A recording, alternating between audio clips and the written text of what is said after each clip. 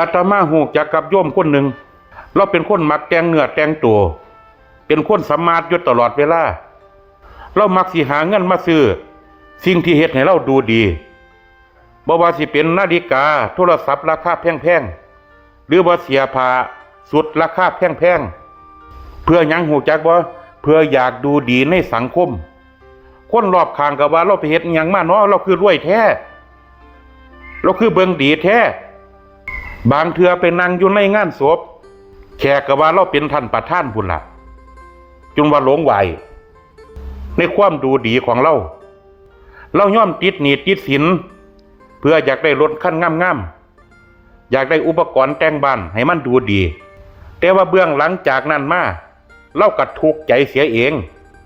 เราต้องมาทุกข์ใจกับบินค่านั่นบินค่านี่